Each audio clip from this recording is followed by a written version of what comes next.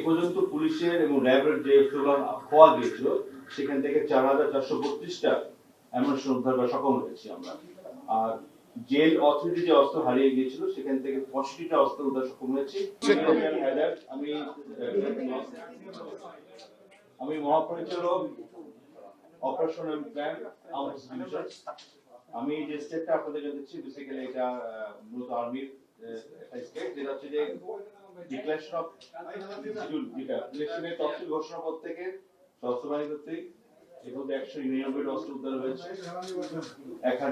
1972 ammunition এবং 1807 জনকে গ্রেফতার করতে সক্ষম হয়েছে।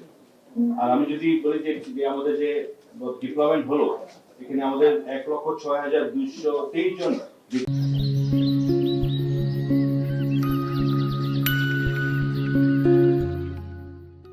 হয়েছে তিন বাহিনী থেকে। এরপর একটা বড় ধরনের ড্রাইভ নেওয়া হয়েছে এবং সেক্ষেত্রে 107টা অস্ত্র উদ্ধার সক্ষম হয়েছে আমরা, 613 অ্যামুনিশন এবং 867 জনকে গ্রেফতার করতে সক্ষম হয়েছে। তো এই প্রোগ্রেসটা আপনারা ভালো দেখতে পাচ্ছেন, যেটা খুব ভালো একটা প্রোগ্রেস হচ্ছে। আমরা যদি কম্পেয়ার করি গত কয়েক বছর, 1.5 বছরের যে ডিপ্লয়মেন্ট পর থেকে যে রিকভারি এবং বড় মাত্রায় সশস্ত্র বাহিনীর সদস্যদেরকে ডিপ্লয় করার পর যে পরিমাণ আমাদের রিকভারি হচ্ছে, এটা খুব এনকারেজিং একটা বিষয়।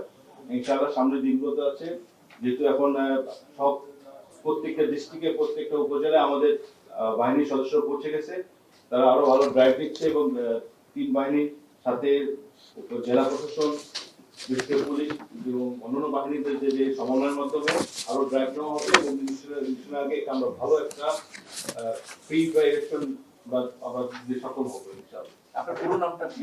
আমি ব্রিগেডিয়ার জেনারেল মোহাম্মদ আলী হায়দার সিদ্দিকী। আমি মহাপরিচালক অপারেশন এবং প্ল্যান সশস্ত্র বাহিনী।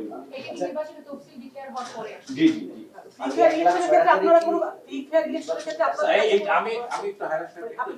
আপনি শুধু হাতিয়ারের ক্ষেত্রে এটা জিজ্ঞেস করেন, রিফায়ারের ক্ষেত্রে আমি বলবো। হাতিয়ারের ক্ষেত্রে একটা প্রশ্ন আছে আপনার কাছে।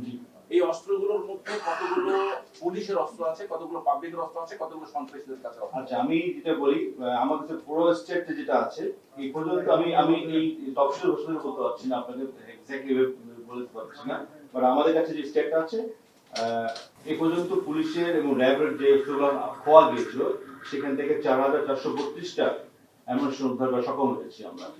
আর জেল অথরিটি যে অস্ত্র হারিয়ে গিয়েছিল সেখান থেকে 65টা অস্ত্র উদ্ধার সক্ষম হয়েছি।